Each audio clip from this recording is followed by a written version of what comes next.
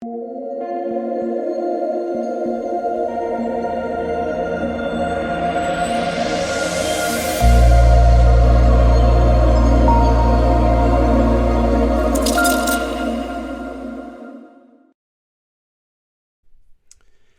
what is going on, guys? This is DK. Back at you with another video here to bring the Monday Night Football Showdown slate between the Steelers and the Bengals. Before I get into the video, if you guys are new to the channel, my name's DK. I make daily videos breaking down NBA, NFL, PGA, and esports, daily fantasy sports slates. Before we get into the video, guys, I want to thank you again. The support has been insane recently on the videos, the live streams, as well as on Twitter. So thank you. If you guys do enjoy this content, would really appreciate if you leave a like button on the video, subscribe to the channel if you haven't already, and hit the notification bell so you don't want to upload videos, you don't want to go live. As always, I will be live streaming for this slate 30 minutes before lock on my YouTube channel, so make sure to check out the live stream tomorrow, guys. I'll go over everything, answer all your guys' questions.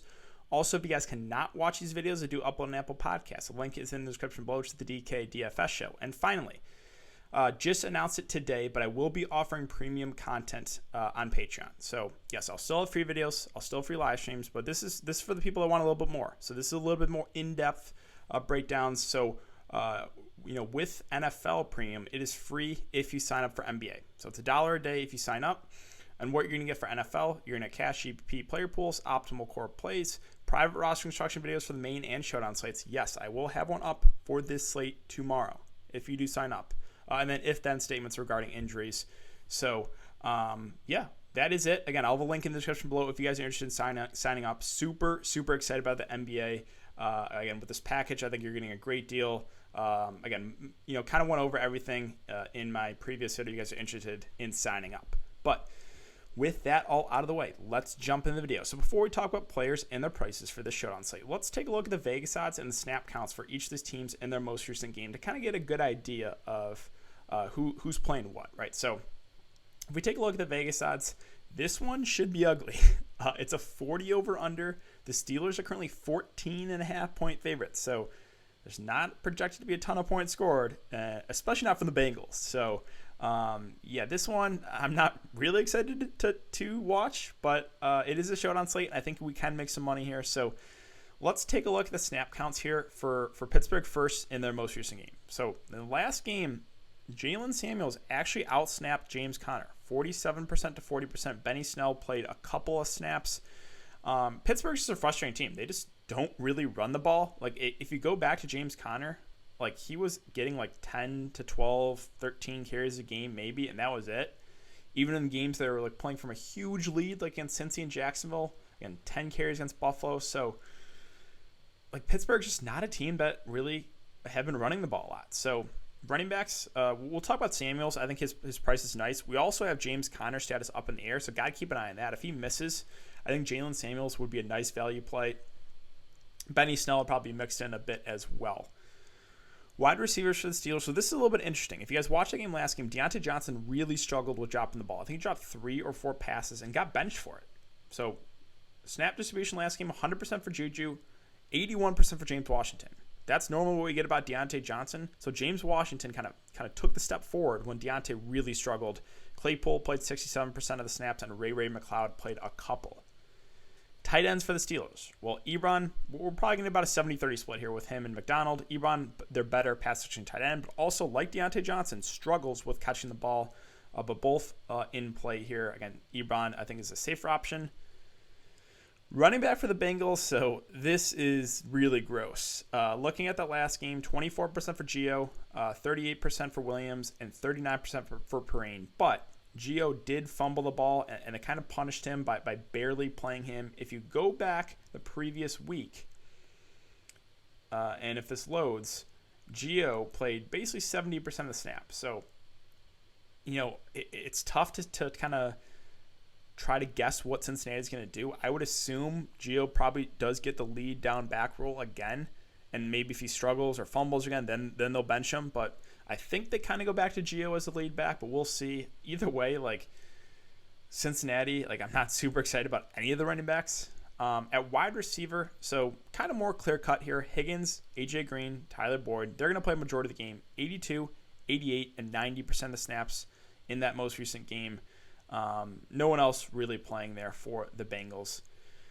At tight end, well, Drew Sample's going to play a majority of the game. He played 90% of the snaps, while Carter played 25%. So we kind of got a good idea of snap count. So let's take a look at players and their prices now. So we have Big Ben at 11.8K. I think is probably one of the best options of the slate. Definitely one of the safest options. Now, sure, he's been throwing the ball a ton, 46, 51, 53, 37 pass attempts, but he hasn't really been putting up any huge games, like 17, 13, 22, 15. It's fine. For cash games, I think he is, again, probably the safest play, because obviously he's going to have the ball in his hands a ton. Again, quarterbacks always have a high floor on these showdown slates, so I think he's probably somebody you look to in cash games.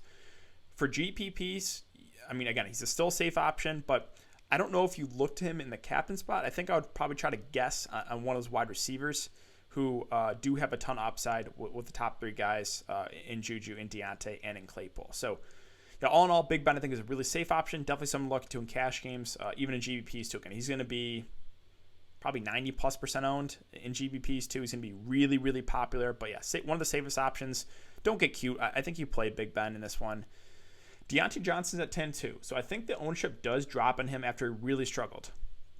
Mike Tomlin said he responded appropriately and that he won't see a role reduction in week 15. So as long as he doesn't drop any passes, we should get a majority of the game for Deontay Johnson, who I think is their most talented receiver if he can hang on to the ball. So I do like Deontay Johnson. I think the ownership does drop in him a bit just off that last game. Obviously, there is some risk, right? If he struggles dropping the ball, they'll bench him. They'll go to James Washington. So there is some risk involved, but like his upside, I think the ownership does drop on a guy like Deontay Johnson after that last game.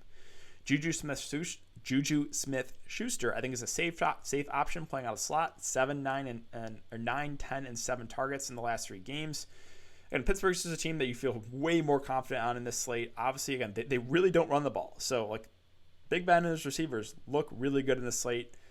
You can realistically play all 4 of those guys you want to. If you want to go the full Steeler stack, which I think will be pretty popular, in Big Ben and in all 3 wide receivers, you can do it. There's enough, you can do it. The price points are cheap enough where it is viable. I messed around with it. So, I think Juju, again, is one of the better plays in the slate for sure. And same with Claypool, right? It's Big Ben. It's the top 3 receivers that are going to be really, really popular. But again, it's for good reason. Steelers, it's a good matchup on this side of the ball. They don't really run the ball. Claypool, last couple games, hasn't been great for him. 5 and 4 fantasy points. He does play the least out of these receivers usually at first snap counts goes, but he's a guy that can look to in the red zone. We've seen some big games from Claypool. He's a little bit cheaper. I think he probably goes a little bit lower owned as well, but I do have interest in Claypool there at 8.6K. So yeah, really Big Ben and all 3 receivers are probably the top options on the slate. Next, we have Tyler Boyd at 8.4K. Playing out of the slot, I think it's fine. This is a game most likely Cincinnati's going to be playing from behind. The matchup against the Steelers defense is not good. It's not. Also playing with basically the 3rd string quarterback. So not a lot of positives to say about Tyler Boyd. The one thing I will say is, quarterbacks that aren't as talented usually, check down more, the shorter passes. So that's kind of better for the slot receivers, right? So I think Boyd could be the guy that looked to the most. Ryan Finley, that is, looking to the most, just because, again, he's out of the slot. He'll probably run those shorter routes. I think he's an okay option, 8.4, more of a contrarian option, just because it's hard to prioritize him over those Steelers wide receivers, but you're also going to get him at pretty low ownership. So Boyd in play, again, feel good. Probably the best about him. If we're not looking at price, I feel the best about him of the wide receivers, but again, for the Cincy wide receivers, but he is the price is at 8.4. Now Ryan Finley at 8K, slated to start. He's not been great when he's been a starting quarterback in this league. He's at 8K. I don't think you had to play him. Like, normally in the showdown slates for safety, I try to play both quarterbacks, but with basically a 3rd string quarterback against the Steelers defense, he's going to be loaned. Like, he will probably be below 30% in GPPs, and he's not out of play. But I'll say the same thing about Boyd. I think right now, just more of a contrarian play. Now, Steelers defense is 7.2. This is where it's tricky because I do not like playing defenses over 7K. At this price range, you need basically a defensive score to get there. So I think the Steelers defense will be over-owned, but they're not out of play because, again, they're a great defense. Plus, they're going up basically against a 3rd string quarterback. So, again, it's a tricky one. They're going to be over-owned. they really do need, at this price, you basically need a defensive touchdown unless it's going to be like a shutout and like a ton of sacks, which is possible. It is. So I'm not saying they're out of play, the Steelers defense, but they're a little pricey, and I think they will be overowned. We've seen this multiple times with defenses in this price range. T. Higgins at 6.8K, and he's at 8 targets in back-to-back games. You're getting him at a little bit of discount off Boyd. I think it's decent, but not really someone I'm prioritizing either. James Conner at 6.6. This is someone to monitor. So list is questionable. We'll see. Either way, though, again, they're not going to run the ball a ton. The Steelers, that is. So even when they're playing from big leads, like he gets like 10, 12, 13 carries a game. If he does play in his full go, I think he's okay. But if you look at the most recent game, he lost snaps. Go to Pittsburgh running back. He only played 40% of snaps, so that's not great. Got to keep an eye on the news. And if he's out, we can look to Alex Samuels, possibly a guy like Benny Snell. Eric Ebron at 6'4", I think is a nice play in the mid-range.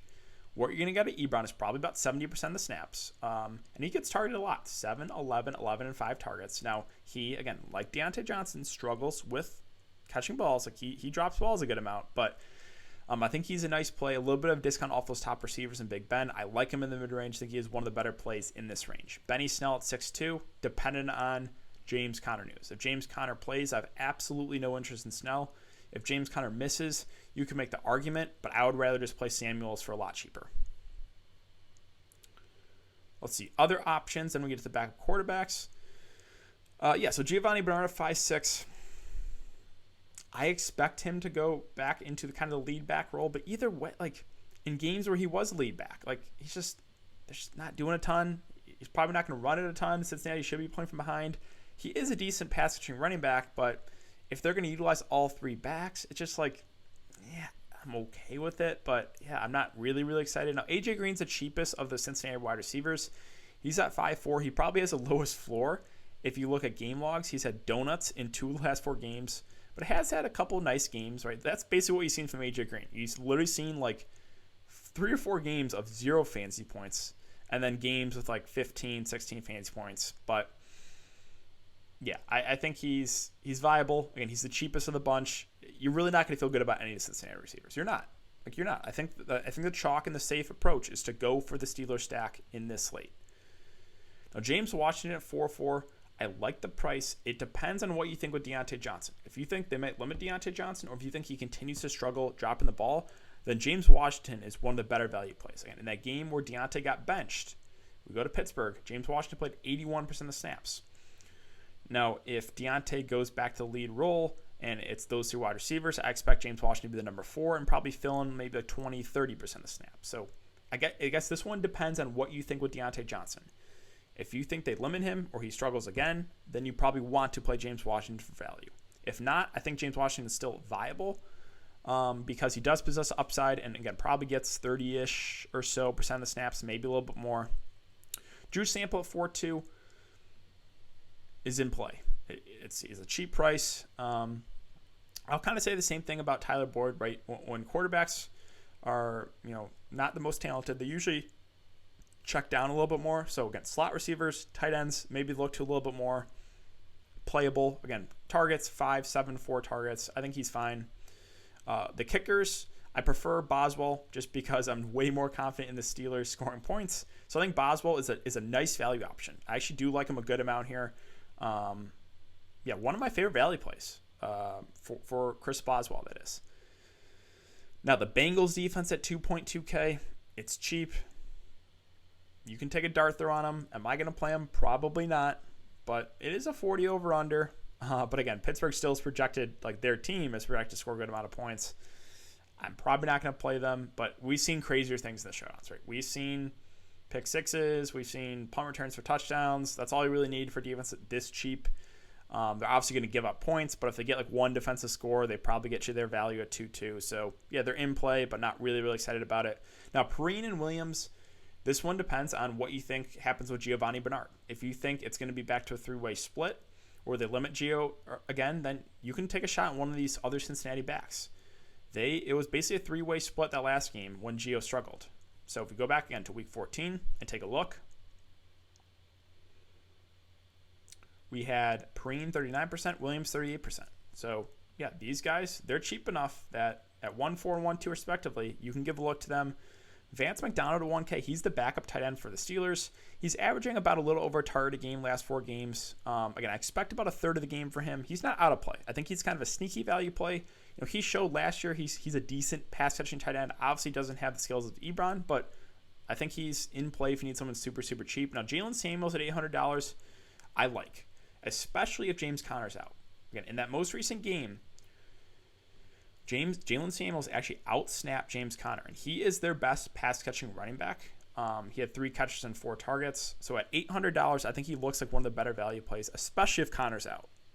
If Conner plays, I still like Samuels for the price. So I expect him to get a decent amount of work. How long is he out there is a little bit more in question, but at this price, you really only need like 1 or 2 catches from him, and he is their passing down back. So I like Samuels a good amount there for value. And Erickson is like the number 4 receiver for Cincy. He got worked in a couple of snaps, but it's nothing more than a dart throw. He played 11% of the snaps that last game. Ray McLeod for Pittsburgh, he's their number 5 wide receiver. If we go to the Steelers, he played 7% of snaps. Again, just a dart throw. And really, I think that's it. Carter is the backup tight end for Cincy. I expect maybe a quarter of the game. I mean, in the last 4 games, he's had 1 target, so can't get excited about that. And that's really it, guys. So, again, for cash games, I think what you want to do is a Steeler stack. I think it's going to be really popular for GPPs as well. We want over some Cincinnati plays. Again, all the Cincinnati plays are going to be low owned, so you have to play one Bengal. You do. So guessing right on which Bengal it is, or if you want to play a couple to get a little bit different, right? Because, again, the Pittsburgh stack is going to be very, very popular, but I think that is the safe approach for this slate. But yeah, that's going to wrap it up for the video today, guys. So if you have been enjoying the content so far, I'd really appreciate it if you leave a like button on the video, subscribe to the channel if you haven't already, and hit the notification bell so you don't upload videos live. Again, guys, I'll be live 30 minutes before lock on my YouTube channel to go over everything, answer all your guys' questions, so make sure to check out the live stream tomorrow. Thanks again. I hope you guys have a great day, and I will see you all tomorrow in the live stream.